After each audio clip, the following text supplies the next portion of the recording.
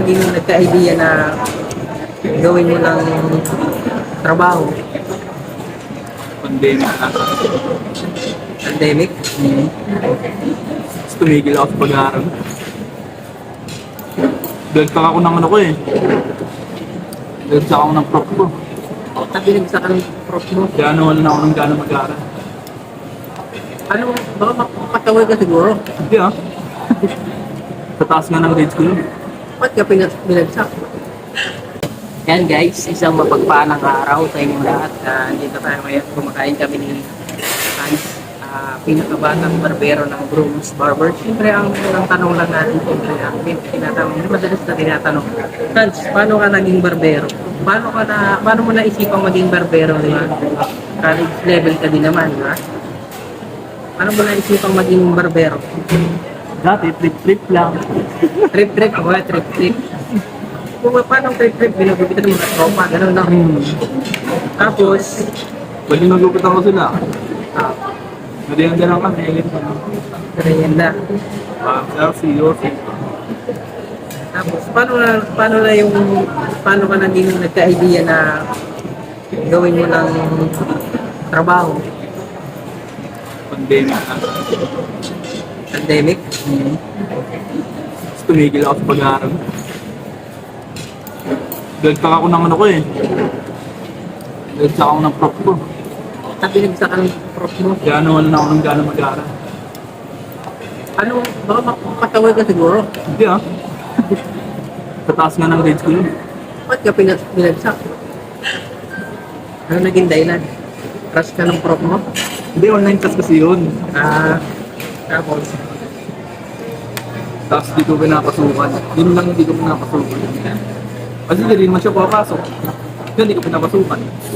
hindi ko mapasok yung ano. The online class. So, kumbaga, Papagawa ng mga ano, yung mga module mga ganyan. hindi ka nag-in, kumbaga, hindi ka nag-in sa online class. Parang gano'n. Nag-i-in, kaso yung mga module nga, hindi ko nagawa. Kaya yun, binagsa ako. Wala kang pinapasa. Kumbaga, anong grade mo na? College na, ang grade. College na. College na pala to. Second year, Second year college ka na. Pero ilang years yung kinukuha mo? 4 years, eto. Education? Teacher ka pala? Tsura pa lang eh. Ang teacher mga ano, tsura guys. Hindi alata. Teacher to guys ha. Kaya pala magaling itong mambola ng customer eh.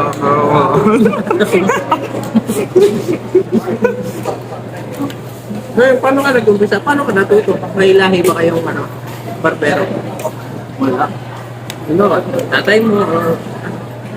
Sabi, yung lolo ko daw, sabi ni Papa, barbero daw. Daw ah, daw.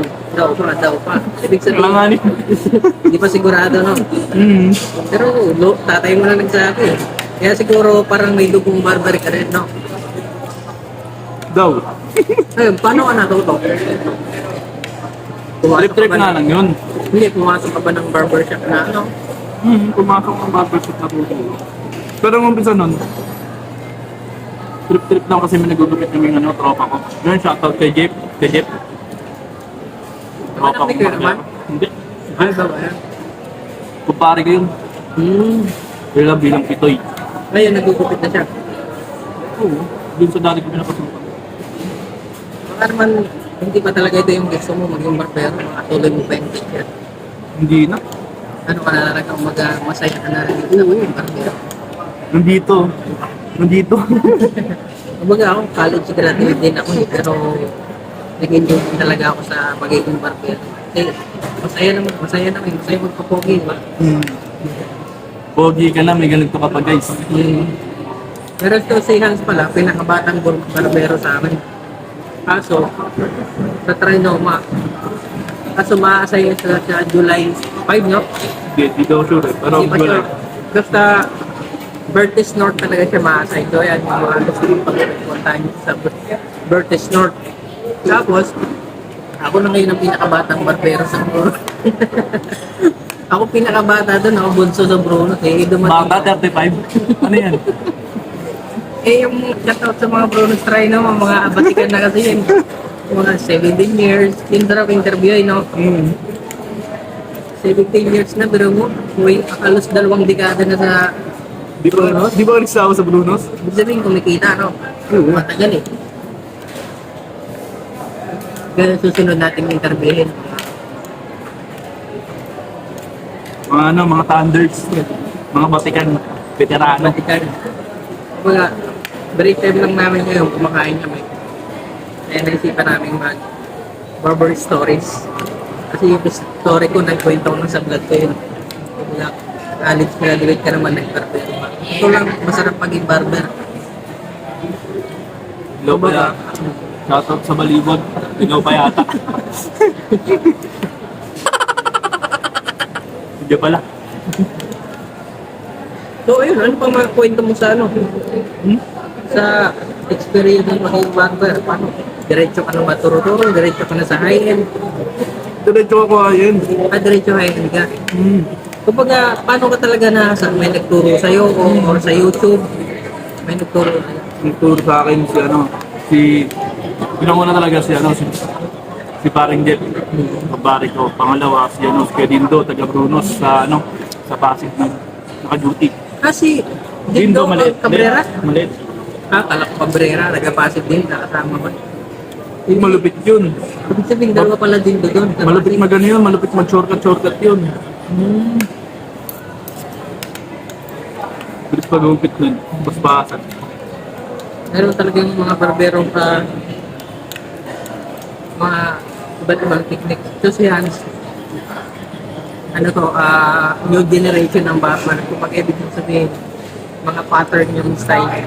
Mga yung step by step. Parang mga ibang bansa style. Magaling sa fading na mga lupit niya. Ngayon, mamaya siya shoutout ko dyan. Mukhang dito na. Matipid magkwento ng barber. Siguro kapag sa chicks to, marami itong kwento eh. Gato. Shoutout sa girlfriend. Gato sa jawa ko. Love you. Yun, no? So, ayan. Nandito na lang yung barber stories namin. So, first time ko yung meron kami may mic. Tinatry namin. Ayan, bye-bye. Thank you. Kain tayo. Shoutout nga pala kay Rosmar. Rosmar. Bumibili kami dito. Baka naman, maambunan kami. Ayan si Hans, mo-order ng lemon ni Rosmar. Ano po yan? May-ari si Rosmar o ano lang? Brand ambassador. Sana all, Rosmar, baka naman. Kahit isang kotse lang dyan. Tawa si madam. Nagbabayad na si Uncle pagkakain namin ng chicken pagkatapos siyang interviewin. Nanlilibre siya ng lemonade. Buy one, take one. Wala nang buy one, take one? Meron pa? Alin yun? Classic lemon. May buy one, take one pala eh. Ayun ba yung binili ko? Ate? Ayun ba?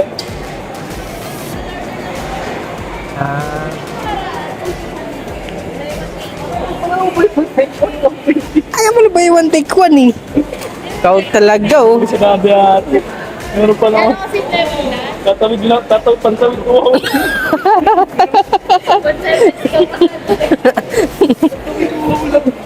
Naging pangtawid daw lang yung hanap ni Hans. Napasubo pa kay Rosmar. Oh, yan guys. Lemonade. Asik. Rosmar, baka naman. Isang kotse lang. Kami yan Tulad ka.